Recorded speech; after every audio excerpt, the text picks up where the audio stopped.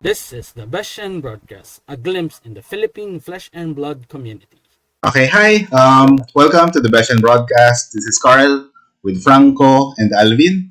And for today, we have a very special guest in the form of Justin Koo, who is best well known for being the Calling Taipei Champion of 2023, Battle Hardened Manila Champion just this year with 170 players, and multiple Skirmish Champion, and overall a really cool dude and someone who has a very good grasp of the mechanics regarding flesh and blood. And we wanted to have a short discussion with Justin regarding how he views the game and to get to know him a little bit more.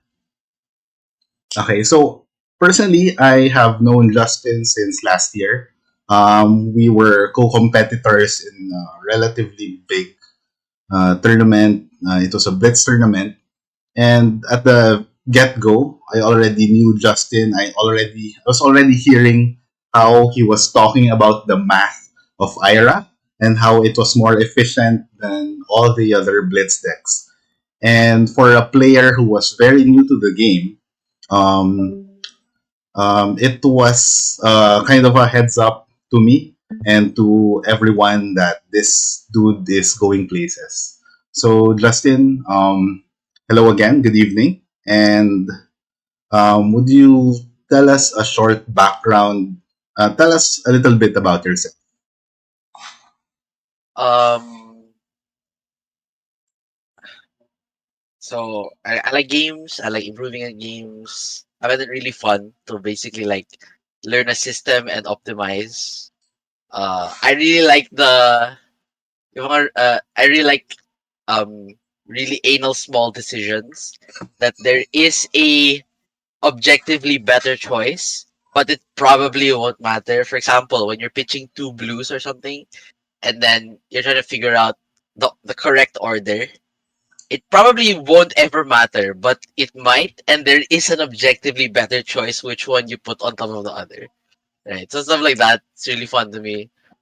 It's really, really fun when it's like you really know it's not gonna happen. But there is an objectively better choice. So let's figure out like what are the consequences of decision A and decision B, and then to like break it down and then see, okay, this is why this is the more optimal choice. I really like stuff like that.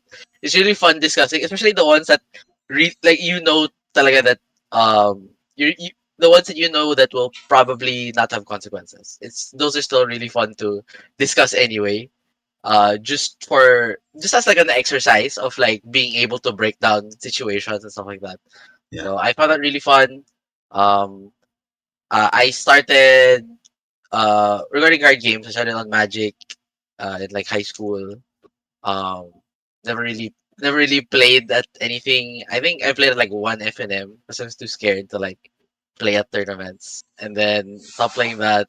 And then um, sometime last year, my friend got me back on TCGs by playing One Piece, and then I think the YouTube algorithm brought me to Flesh of Blood. I got kinda interested. And then I was the flagship in Ludo for for One Piece. And then right after was the Flesh and Blood welcome event. I'm like, okay, let's try it out. And then yeah, uh I really I really fell in love with the game because of how consistent it is versus other card games. Yeah, so It's one of the things that I think is interesting with what you said regarding the math and the values of in Flesh and Blood. One of the things we were talking about before with Franco, originally when Besh and Broad was still a semi-active Facebook page, one of the earlier posts by Franco was regarding value, actually. And it's interesting that you caught onto it so quickly when us as players who've been playing for a little more than 2 years. It took us a while for us to figure that out. What can you have something to add to that, Franco? Mm, yeah, actually, sometimes when I think about it, if you're the type of player that likes making those really, really nitpicky little decisions, uh, of all the card games I've played so far too, Flesh and Blood is probably the game that most rewards you for that.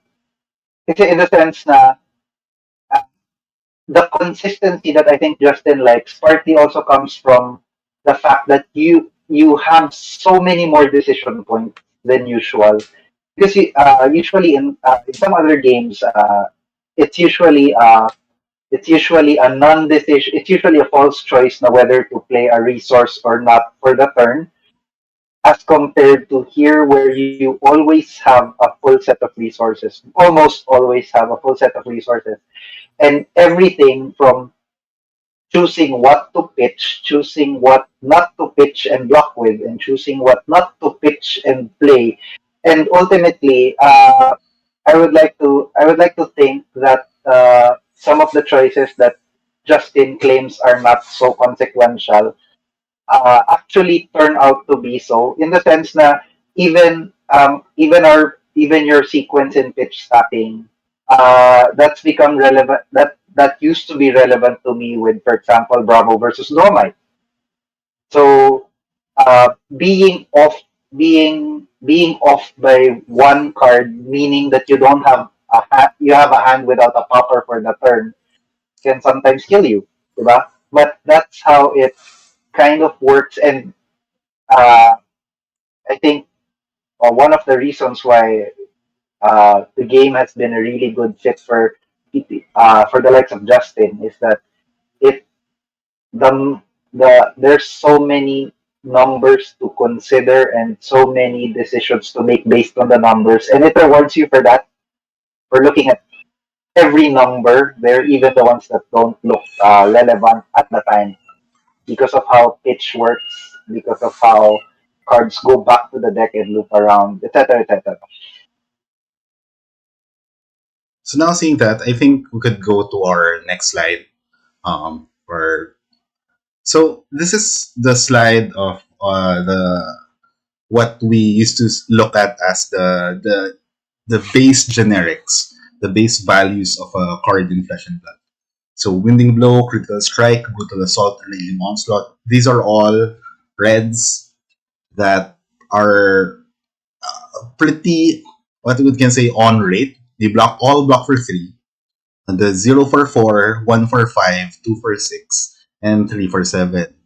So seeing this base value of the cards, um, for you, Justin, how do you assess the base value of a card? Because for most players, this basically they just look at the cost, the blocking power, and the power of the card.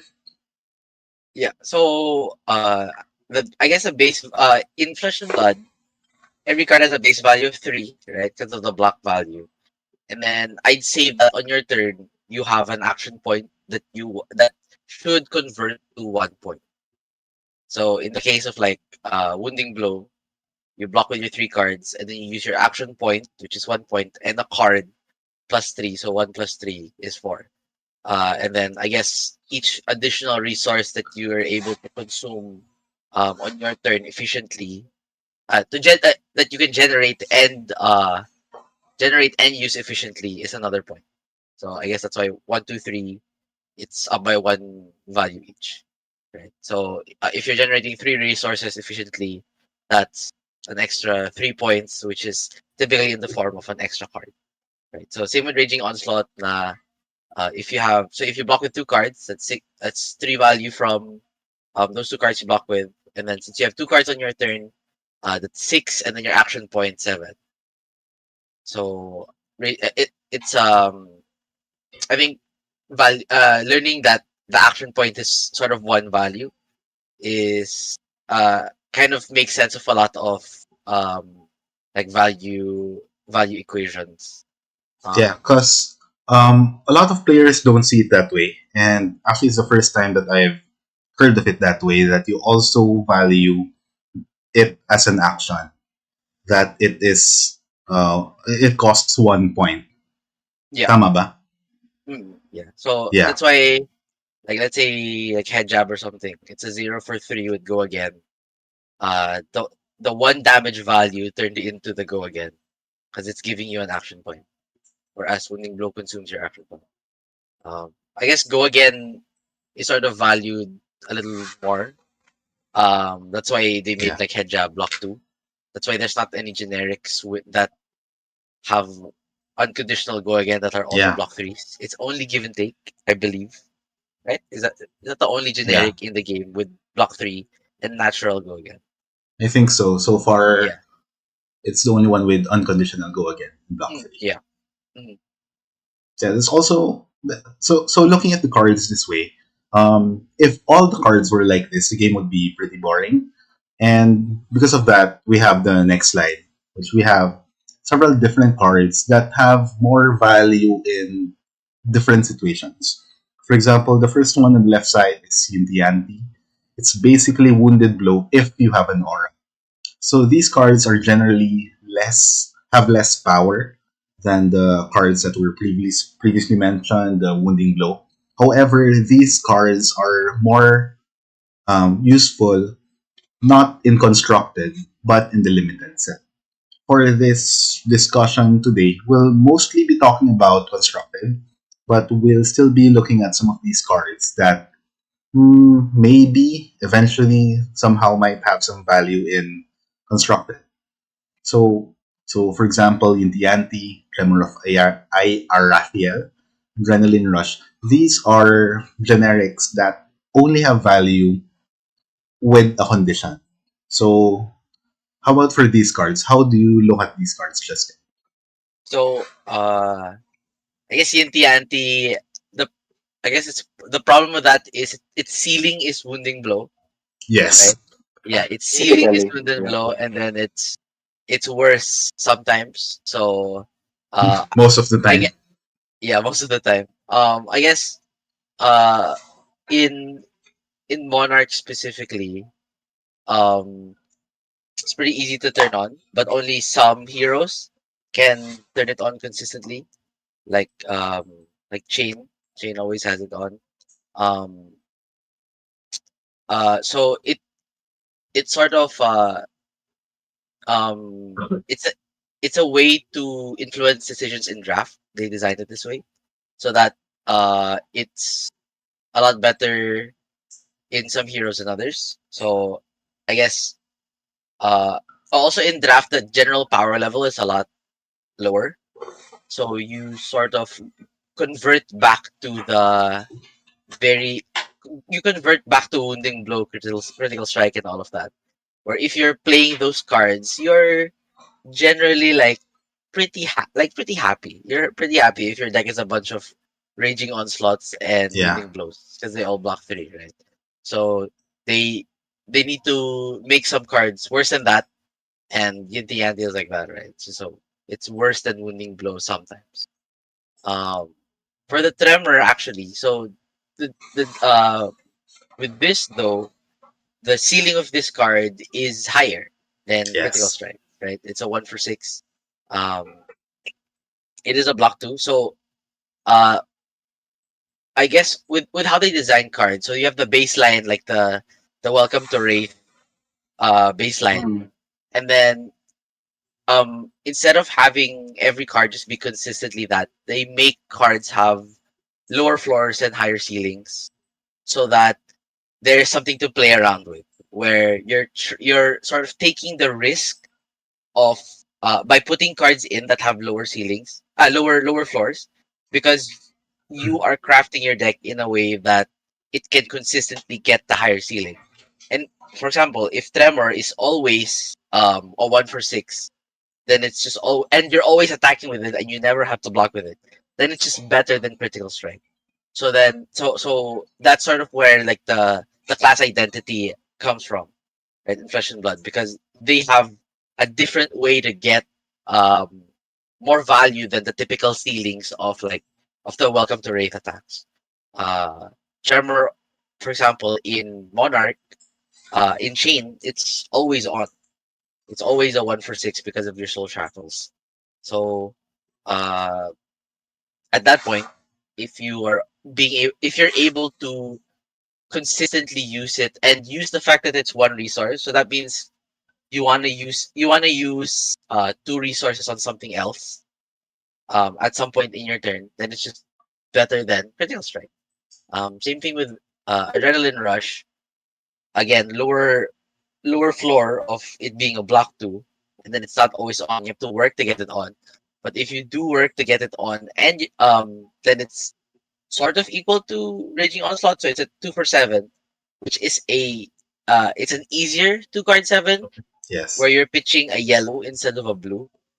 But if you wanna get if you're talking about like the theoretical ceiling for this card, it's easier to attain the 7 damage, and it allows for a little bit more. So if you can use that one resource efficiently, Like so like Bolton. yeah, like Bolton, right? You give it go again, then you swing with the hatchets. Now you have a 2 card 9 because you're able to use the resource, which is 1 point, and then the Bolton ability, which gives you an action point, which gives you another point. So that's why it's two. Right? So yeah. I Yeah. So speaking of, I sorry, no, go ahead. yeah. Speaking of class identity, yeah, I guess that trying to get the ceiling while trying to get the ceiling of cards which may be situational as class identity. Also, uh, ano ba? Like factors into how you juggle the little nuances of every character. Like for example, I'd like to bring up that because this has been missed a lot of times before. Like some people have mistakenly shackled to play Tremor of Aratel and forget that it's not a Shadow or a Runeblade action. Mm. So you have those little things that they factor also into how you sequence. They factor also into uh, like what Justin said, how you sometimes have to uh, engineer the situation where the ceiling comes out. So like in Adrenaline Rush, trying to make sure that by the time you have the Adrenaline Rush, you have something to play before the Adrenaline Rush, and you have the lower life by the time the Adrenaline Rush comes around. So uh, it's juggling lots of little things and trying to engineer situations where you can get the most out of your cards.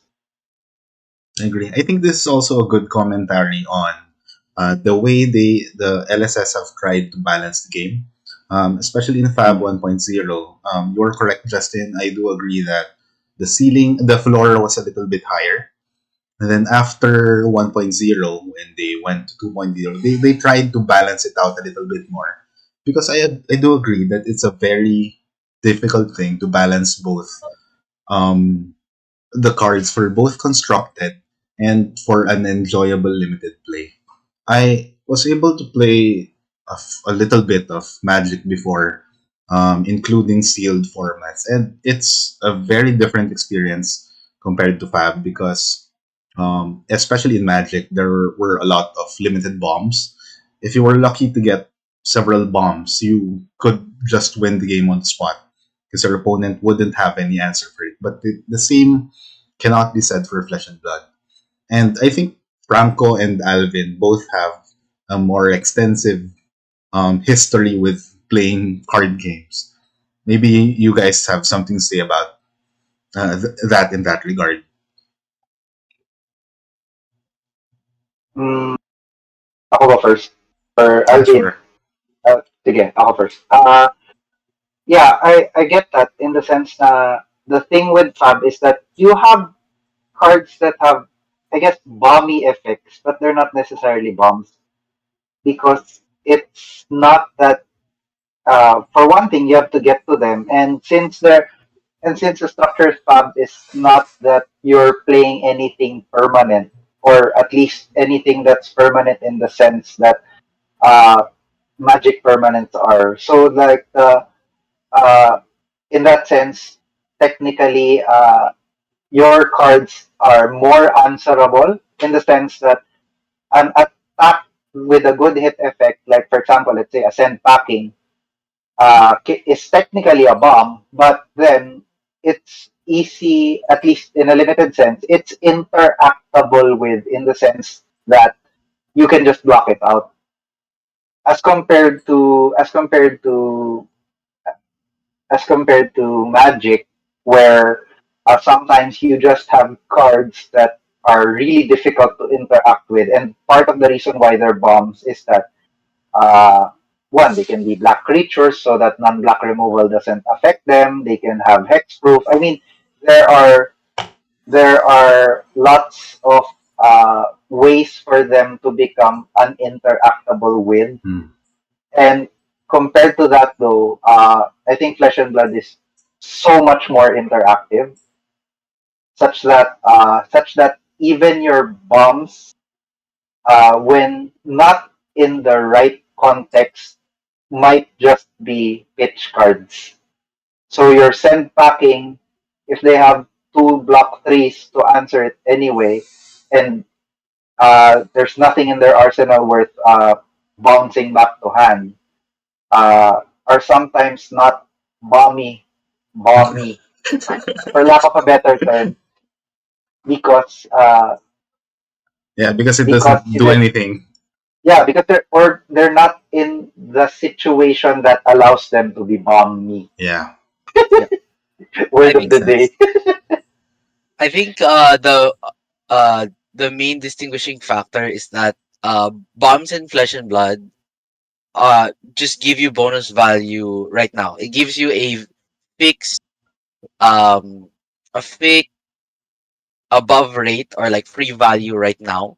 So for Mm. example, let's say like swing big or something. So it's a two card eight. You get an extra point. Uh, you get an extra point, and that's about it. Whereas in other games with permanents, so like Magic, the bombs there are you play it and then that single card overwrites everything else and it takes over the whole game. And Whereas it stays there and provides value turn after turn. Yeah, yeah, yeah, your 5/5 flying hexproof. and that thing basically just invalidated everything Yeah, else, and that thing just won the whole game on its own. Whereas in Flesh and Blood, the bombs typically are just above rate. They give you a better turn than you would if you didn't have a bomb, but it only typically just impacts that turn. So you just get a little bit more ahead. So that's why I guess it doesn't feel as unfair. You just get a little bit more value on your turn. And yeah, as Frank said, they are a lot more interactable. Yes. For me, I think bombs in Flesh and Blood also just above rate. They are above rate cards and above rate tools that you can pitch and lean towards the end of the game. Unlike Magic, because sorry for my favorite card, you can just drop Delver turn one and yeah, protect it all the way to the finish line. Mm, Because yeah. it's some things can never interact with it and you can protect it. Mm, In Flesh and Blood, you can have bombs and they may be turns that you have to because they have better turns, your bomb turns into a blocking card. yeah, And then you there's no way to utilize it more than just that. mm, And I think Special Blood also the breakpoints are very good tools because of the value. Good value cards I have. I think it's the one with breakpoints, and the one who uses it encourages like adrenaline rush and tremors. It encourages you to do one thing. Like adrenaline rush, you can pitch it towards the end of the game, took some yeah. You damage, pitch and stack it. make it work. And especially if you're using chain, this is our limited bombs for me because you can pitch stack seeds of agony and adrenaline rush together towards the end of the game. You can took small damage and take adrenaline rush. Next turn you'll just uh, play with seeds of agony and something attack card and they cannot interact with it anymore because they have no um Arcane Barrier. I think same with Tremor. You banish a card and it likes it pumps your Tremor. Uh, I remember we used to put one Tremor in a chain deck, blitz deck, way before nothing else is When we had better printed less good time. cards. There that time it's a better card than I think uh a better choice than other because it's above rate and uh it coincides with the class talent Yeah. and it makes your sure it's just a limited card but the way it's designed before it can be your main deck. It's just so happen that there are more cards now with more value and more above rate. I think I think that's the beauty of this game that everything is printed, not overpowered, they're just better value. And compared to sorry for Magic, it's the one cost before is just a ban alliance. Now you have Death Knight Shaman that's banned all over the format because Wait it's lang, I'd like to it's one thing. Mm. I'd like to bring up one point that Alvin brought up. Na very very interesting now that the longer I think about it.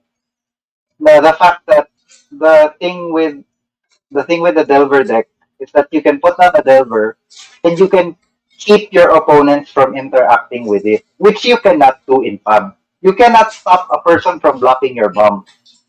So I'm thinking right now, what is your closest analog to protecting a bomb? Off the top of my head, attack reaction. But that's like a real stretch na at that point. Na, di ba? Na, so, and like, for example, if you're looking at something that's a bomb because of what it does when it hits, I guess attack reaction is the closest thing you have to preventing them from interacting with Or it in the sense that, oh, I making guess that sure that only it applies. hits. Yeah. I guess this only applies to bombs that have on hit effects because yeah, some yeah. bombs, like for example, like swing big or something, it doesn't matter. It's Or always mga, yeah, yeah, or stuff like prime to fight. It's yeah. Yeah. into They're 11. Crush. A crush effect. yeah. I guess Mm. the only thing Dominated crush. to I guess it's not protecting, but you can stop other people's turns by like making them block. Yeah, but Right? parang in the sense that's not protecting the bomb, that's the bomb doing its job. I don't know. Yeah, Na, yeah, na, yeah, yeah. diba? It's Yeah. interesting in the sense na Mhm. it's like, I like to think of it as technically you can't stop people from interacting with what you want to do. Mm-mm. So you Yeah. just, I guess the best thing you can do is to like give them hard, hard choices so that they have more choices to make a bad decision somewhere along the way. And the Yeah. value carries you as a result, as a consequence. Eman, let's Anyway, go to the next slide. So speaking of bombs. cards that have value both in limited and Favorite. constructed, these are the good. They're probably some of the best examples of these cards. Kendall's Fighting Spirit found its home. Both these cards found their homes in Icelander, and sometimes even in some Guardian lists. Cadaver's Contraband found its way into some Rhinar lists, and Hmm. but Probably. mostly in Dromite decks. So how about these cards? How do you look at these cards in comparison? Justin. Um. Oh yeah. Before we move on to this pala. Alvin said something about like design. Or when they print better cards, right? That it got me to remember you know about the formula that you add up the corners. Hmm. Yeah. If you add up the corners and you subtract the cost, it's usually 8. 8, yeah. Yeah. Yes. So like for example, wounding blow is one red pitch, so that's 1 plus 4 plus 3 minus 0, then that's 8. Then if you do that to the rest, it's all 8. Hmm. So that's a good way to sort of evaluate cards. The problem with that is the 3 block is not always factored in. For example, when you attack with a card, the fact that it blocks for 3 doesn't matter. Mm. So I in the case of Wounding Blow and Cadaverous, they have a better ceiling. They just block worse. But if you're never blocking with it anyway, then it's just better, right? So for example, um if let's say we do add up the corner, so it's 1 plus 7 plus 2 minus 3. So that's 9, 10, 7, and then This you gain effect. a life. Yeah, the Yeah. effect of it is 8. The effect of it brings it to 8. But the problem with that is that the fact that it's a 2 block doesn't matter if you're not blocking with it, right? And it's actually not even a 2 block, right? It's because you probably You gain gain life. the, yeah, you gain the 1 life. So it's a so it on the surface, doing just the formula, it seems so 1 7 9 Mm. 10 7, yeah, so it seems like on rate. But then, so when you evaluate it in play pattern, so just playing the FFS, when you pitch a card and then you play it and you gain a life, that's a 2 card 8, which is above rate in FAB, right? So if you have 2 cards plus your action point, that should be 7. FFS Mhm. is 8. But then you do have to engineer it so that you have less life. So same thing Yeah. with Wounded Bull. The difference with Wounded Bull is that it has a lower ceiling, and it sort of does the same thing as FFS, right? It's like a little worse. It's like a strictly worse FFS kind of, where it's always a block 2, where FFS is sometimes a block 3, and then FFS is 8 if it's turned on, whereas Wounded Bull is also an 8 if it's turned on. I guess the reason why Wounded Bull sort of got innovated into the Icelander deck is because they just wanted more of these effects, and I guess they deemed it all right to have a block 2 because you're just never blocking with it. Um, you just block with the rest of your hand, and then or take damage to turn on the Wounded Bull, and then you're just +1, right? Yeah. Because above rate. With Cadaverous, then so this goes into like valuing, how do you evaluate on hit effects.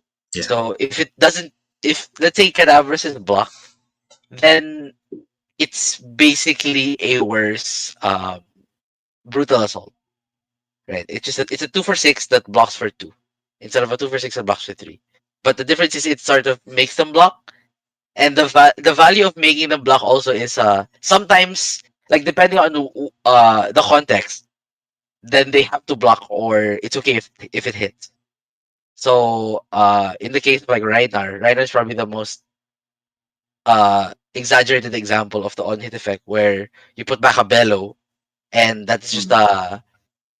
so if you think of bellow as like, bellow is like roughly maybe like 4 points above rate or something, because the whole brute class is below rate, and then you draw your bellow, and then you Everything just goes have like, above rate. yeah. Everything goes above rate, and it just carries all of your below rate attacks. So, when you put the hit effect at that much value, where it's like +4, +5 points, then they have to block this. So similar to, like, let's say CNC, where it's another 6 that they have to block.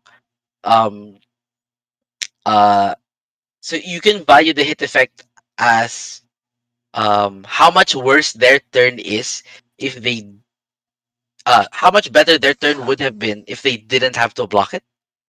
I guess that's a way to value on hit effects. So, like, for example, when you see and see a Fi, uh, and their arsenal was Art of War, and now let's say they do have the 2/3 blocks, um, they s- and they block it cleanly.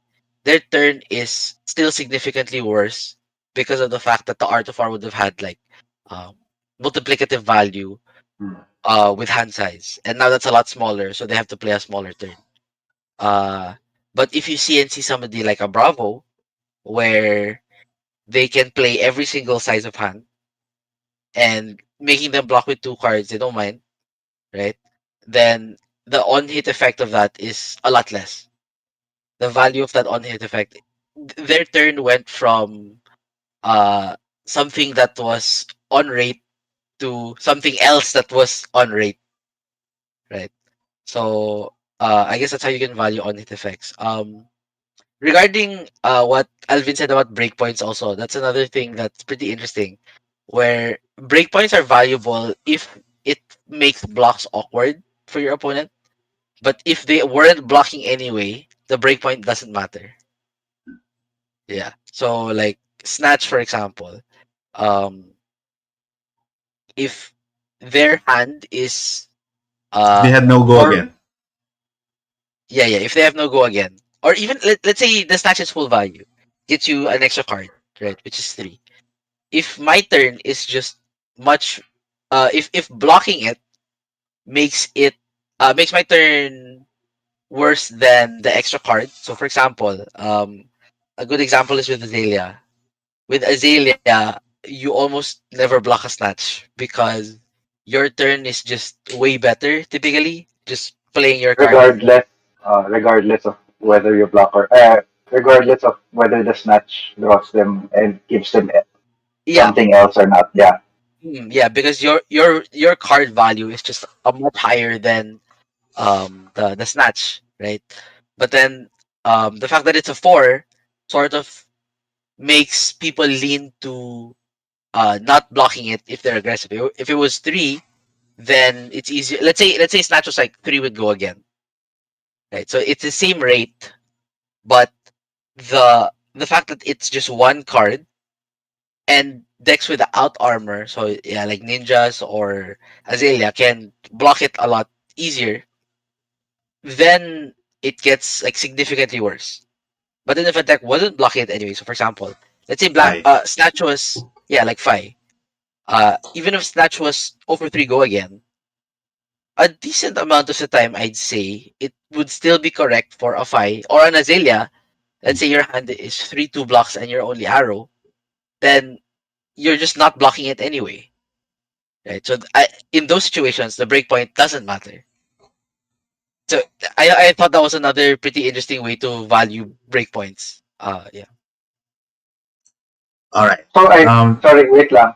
go ahead. So I uh, it it's an interesting idea in the sense that does that mean that valuing breakpoints also means also uh wait rephrase, does that mean that valuation of breakpoints has to be contextualized within your matchup as well? Yeah. Yes, Yeah. diba? Yeah. Like for example, another example is like let's say you do have breakpoints, but let's say your opponent has it's like a guardian where you basically have close to infinite armor, right? So it's a lot easier to cover the breakpoints. And if you're well, in the case of what I've been playing recently, like Victor, where games are not necessarily long, games can go very short, and your armor gets used for the that short duration, then the breakpoints like never really mattered.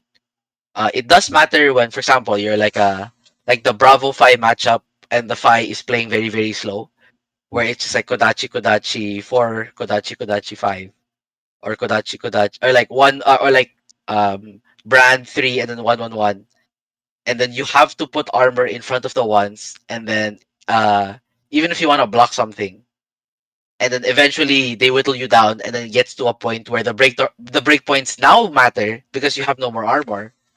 Then the breakpoints matter. But in the case of like Victor, and if it's a faster game, right? If for the entirety of our game's duration, all of the breakpoints I could cover up like comfortably with armor, then the breakpoints sort of like never mattered. Hmm. It you could either take it as the breakpoints never mattering or the armor doing its job.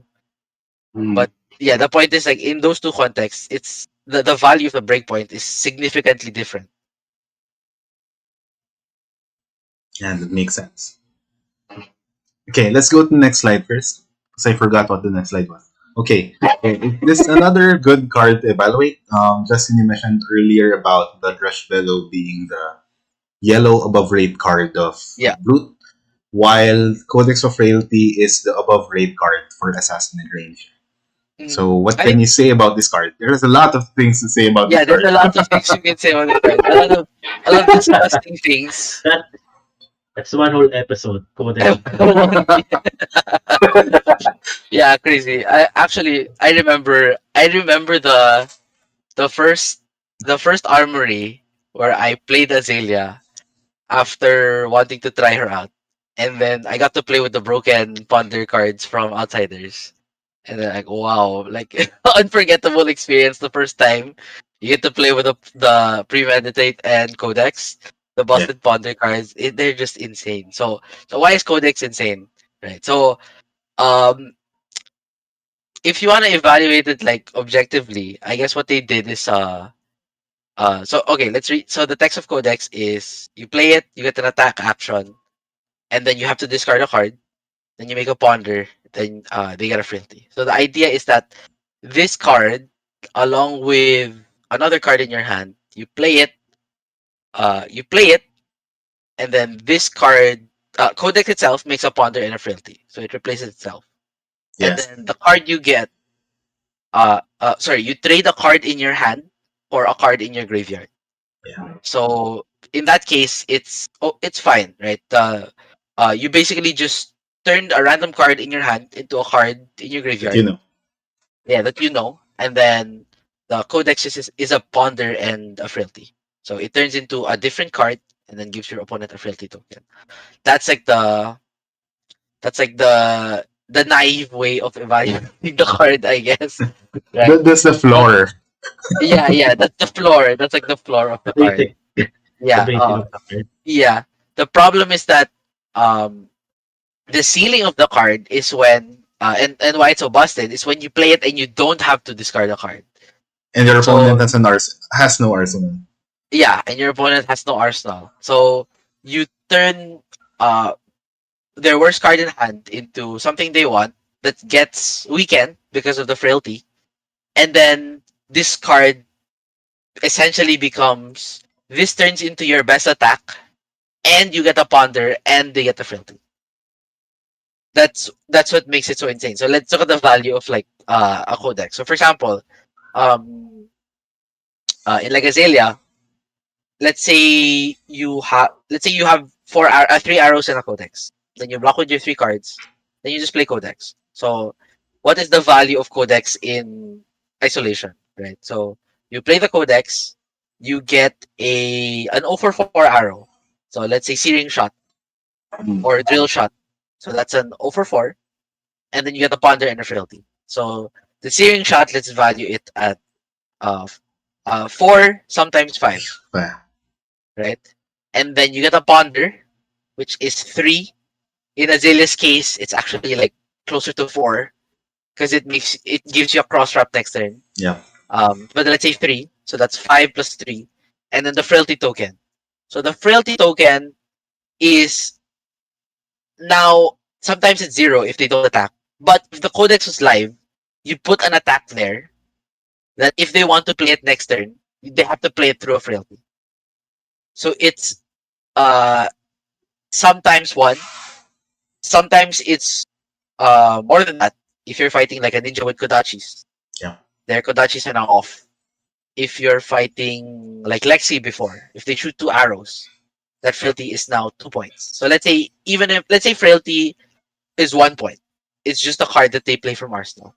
So codex is now, so the searing shot is 5, the ponder is 3, and then the frailty is 1. So this is one card, 9 points of value. At least. At And least, that, yeah. and that's not even counting the fact that they probably discarded. Pa. Yeah, I guess That's that another card. That's another Uh, card down for I think them. the idea was they just traded the card from their yeah, hand yeah. for So the arsenal card. so they essentially did not lose a card. It just turned into something else. But that's if they get to their turn. The other busted problem with Codex is that if you're killing them that turn, Yes. then it was just discard a card. Yeah, Yeah, yeah. it's like barraging beatdown. Yes. Where that's a different thing. But I realized that like uh, intimidate is it doesn't matter until they're dying. If they are dying when you intimidate them, the intimidate cards are the best rates in the game Yes. by far. If they Yes. are dying, It's insane. Intimidate suddenly becomes a toxic mechanic. Yeah, it intimidate basically reads 0 for It 3 becomes go a again. delver. It becomes +3 or 0 for 3 go again. It becomes It's a really way. It becomes a way to stop your opponent from interacting Interacting. because they can't Exactly. block. yeah. So in those cases where Codex is killing them because you remove the blocking card, I guess in that case then the Ponder doesn't matter because they're dead. So the Ponder instead of that card where you're drawing it and arsenaling it, instead of the value being there, the value is now in removing a blocking card. And you winning the game. Yeah, and you're in the game. Yeah, yeah. So even without the Ponder, Codex is still like an 8 to 10, right? That's why this card is so insane. So going back to a while ago, right? The wounding blows like a 1 card 4 because you use your action point. Um, in a card where Codex, you do have to engineer it where where you don't have to discard, but it's very easy to do that. Very easy to do that. So uh, this card is I'd say probably the strongest individual card in the game. Yeah. The other card that might be close is Trounce. I think Ah. Trounce is I think Trounce is another like Codex level card when it works. When it works, is the other is the problem. So like Trounce is 3, you got a card which is 3, and then Might Vigor, which is another 2. So that's 8 total plus the gold token, which is like let's say 1. So that's like 9 as well. But you have to be able to block with the other card or use the extra card efficiently. Kind of like a ponder, right? So I think Trance is similar, but the problem with Trance is that it's a lot harder to make Trance consistently work. Mm. But when it does work, the matchups where it does work, it's Codex level. It's very consistently Codex level. Um, yeah, I, All right. Very good insight. I, ito, uh, I guess you wait lang, rephrase. I guess you still have the payoff of needing to engineer the situation. Like, I mean, for what it's worth, I think for Codex, engineering the situation means having the attack you want in your graveyard. So, kumbaga, it's not very difficult to engineer, but there is still that need to engineer it, I guess. yeah, Playing a codex first turn zero is probably not going to get you anywhere. So the choice of needing to pitch that, so in the sense you get that back at second cycle pa, means that I don't know. There is still the need to engineer a situation yeah. It's not na free. and compared sa trans na you need to I guess engineer that situation as well, which can I think be A little bit more mitigated difficult. and can be mitigated to a degree by Victor's ability with cracking the gold.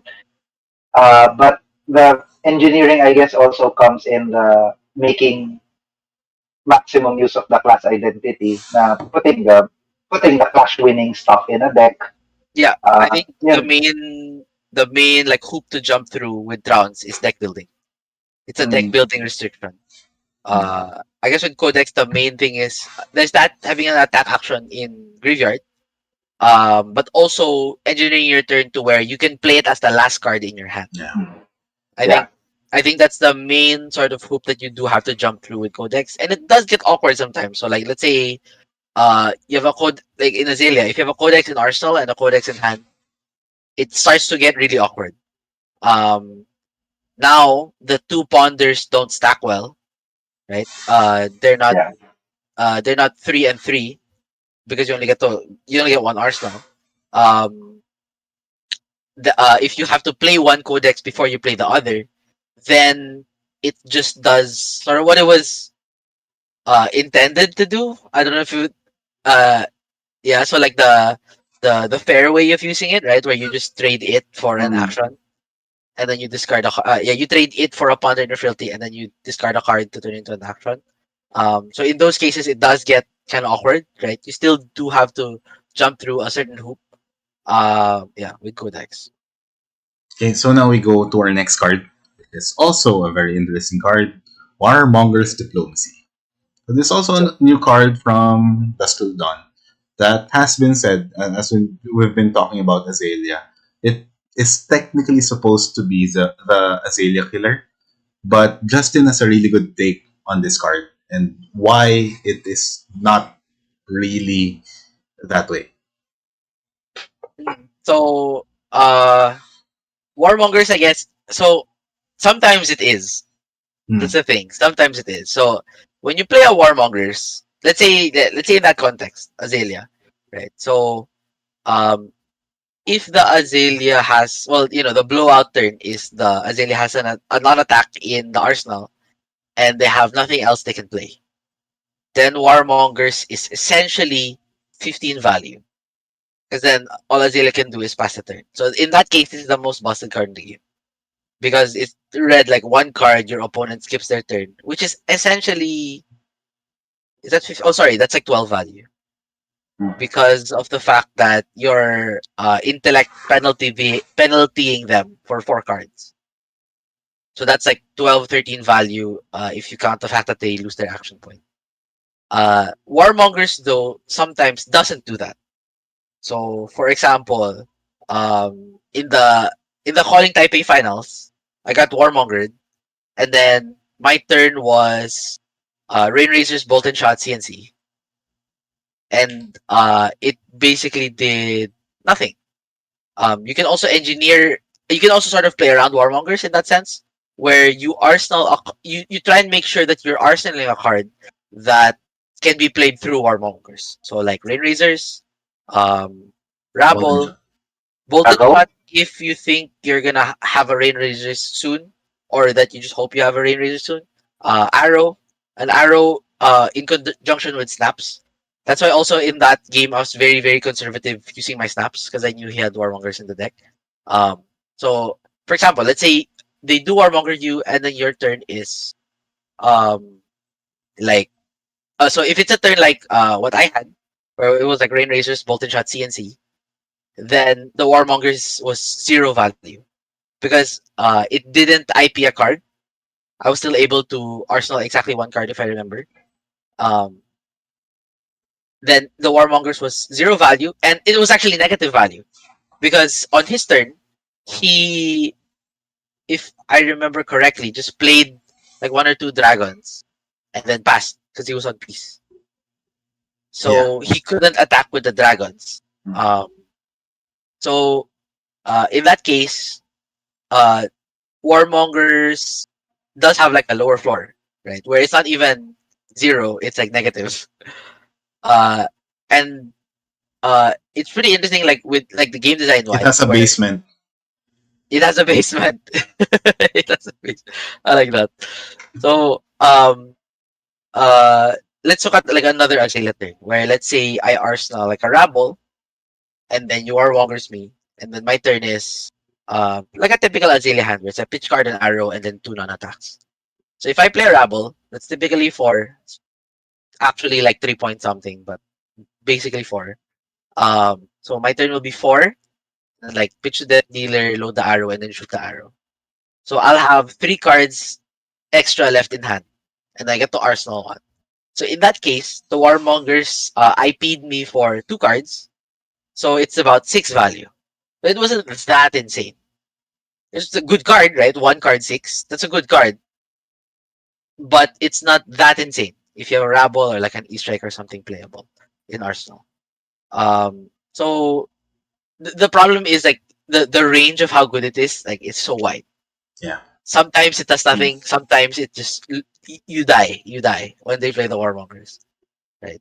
Um, on the Warmonger side, there is still a way. There actually is a way to like engineer the best possible Warmonger. Um, so what you can do actually versus Azalea, if you're playing Warmongers, is like you don't just jam it the first moment you see it. One thing you can do is you arsenal it, and then you wait for a turn where the Azalea had a blind arsenal of a ponder to improve your chances of maximizing the Warmongers. So um, it it's another um it's another it's another thing about uh there is like a way to maximize the value, or like there is skill in maximizing Yeah, the value of a card, right? There is like that hoop that you have to jump through. It does have a higher ceiling, but you have to work for that ceiling, or in this case there's an optimal way to try and maximize your chances at getting the ceiling, right? makes sense. Makes sense. If I may, I like Justin's point. I like your point regarding the warmonger at its worst being a negative one. It kind of addresses something, a clip, I guess, a nitpick I've had with warmongers before. Na people just tried sticking it in all kinds of decks. When ako, my opinion was if you are not able to use something to like have to like do something and go again before playing your warmongers, you're just breaking yourself. So like it's a reason why I guess I'm not really a fan of warmongers in Bravo, because I was much more a fan of it in Katsu. So Yes. because in Katsu it's so easy to go Kodachi zero cost warmonger, and sometimes that's the crippling turn against Romai, or against Azalea, and sometimes I think before I've Lexi. done it against Dory, Mhm. Mm, they don't get to Steel Blade Supremacy. So I like Justin's I like your way of looking at it as a negative one floor, because I think basement.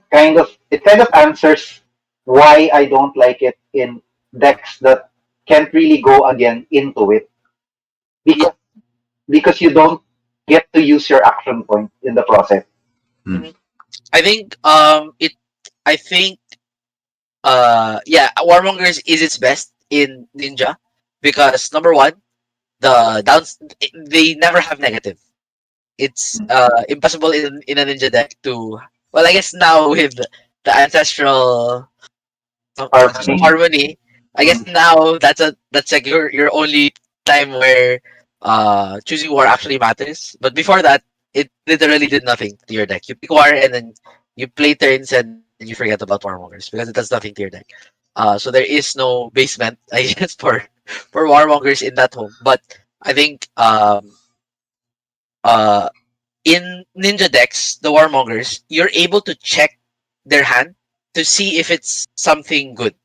You're Yeah, able that's to it. Mm. like a big fight turn, right? Where you present a bunch of stuff, and if they're just saying no blocks, and if they're a deck that their power cards are non-attack actions, so like so Azalea, you mentioned Dory. I think Dory's a very good example. Where if they're no blocking your turn, they probably have one of the power non-attacks, right? They're not Yep. just no blocking because their turn is like all Iron Song response and whatever, right? They're not gonna no block for that kind of thing.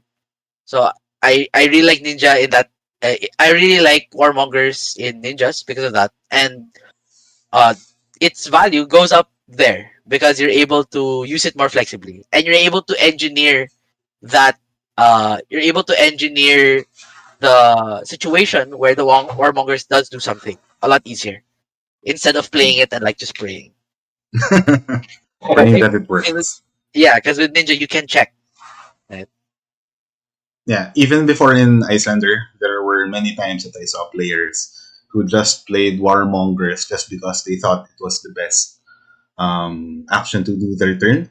And then they chose peace, and then they drew their Fiandel's Fighting Spirit, and they had nothing else to Fighting do. spirit attack So cards. it does happen, and it takes skill to use this card. And speaking of skill and the basics of value, let's go to the next one. Yeah, Red in the All Ledger. So this is Zenith cards. another interesting card as well, since it is, I think, for me, one of the most powerful specializations. But again, it is not all the time that it is at its ceiling. Mhm. Um, so this card, uh, a lot of the time actually you don't even think about the value anymore because you just know if you dominate a red, it's probably the best thing to do. sometimes you don't think about the value anymore. A lot of the time you don't. Um, but when you do think about the value of red, so the value of it is in sort of like IPing your opponent, like intellect penaltying them. So if you, let's say they have a 5 card hand, you dominate a red, they get hit, and then they block with 1 card and get hit. So of their 5 cards, 1 got used for blocking. Then they play 1 card. So like a like a wounding blow or something. So in the case of ninja, it's very effective against ninja because of the small attacks. So let's say they play like a 4 damage card or like a 5 damage card. Um, and then they just arsenal, and then they're just stuck with 2 cards in hand. So those 2 cards in hand are is how you can evaluate the red value. So those 2 cards in hand are like so 6. So the red effectively red on hit +6 because of IPing them. But if like let's say their turn is like E strike or CNC, then it's only one. It's only 1 card, so only like 3. Uh, it's a lot worse also when your opponent does not have an arsenal. If your opponent does not have an arsenal, they block with 1 card, then they do like a 2 card play, and they just arsenal the card. So in that case, the red probably did nothing. Or just like made their turn like slightly worse. Um, this effect gets better with inertia because then you can value you make sure that their arsenal doesn't have value. So now in the case of it with inertia, so the 4 card getting dom redded and then block with 1 card, 2 card play. Now there's still value because the inertia and the red work together to get rid of the last card. Same thing with the 5 card hand and it's a ninja. Now the inertia because of the red, the inertia now turns into 3 value, or the seek and destroy now turns into 3 value. This is actually one of the so uh especially now actually in this meta, it's very important to be critical of how you value the red because it's just not always the best play at the moment. Mm. So for example, against Victor, red does basically nothing. Against Bravo, it turns off hero ability, which is something. I think the biggest thing to think about actually in the current meta is KO. Uh, I find that Azalea has problems into KO because of the fact that there is no like insane blowout arrow. So even if you let's say you do dom red them and then they block with 1 card, let's say 5 cards, you dom red them and then they block with 1 card, and then they will almost always have a 2 card play. Almost always have a 2 card play, and that 2 card play will typically be above rate. So now if they're just arsenaling a card and then your red value is just the 1 card that got stranded in their hand, then your red just effectively said like +3. So it was like a 1 card 8. So it's like 3 above rate, but Chaos attacks are all like 1 or 2 above rate. If that card also that they play is like a CNC or a send packing for 7, then the red was actually the weaker card in that turn cycle. Right? So I think um, it it's very easy to just evaluate red as like if you dominate this, you win the game, or they have to block this. But especially right now with KO being so strong and other decks like Brute in general, Guardian, the red effect. It's a lot more important to be critical of the red effect and think about what it's actually gonna do. It's actually worse than like infecting shot like a good amount of the time into KO because if it's not dominated, then they can just block down to 2 cards and then play the 2 cards. And then in that case, the red sort of didn't do anything. It made them block, I guess, but it's not something that they have to cover the whole thing anymore. They just have to block down to where the effect no longer does anything.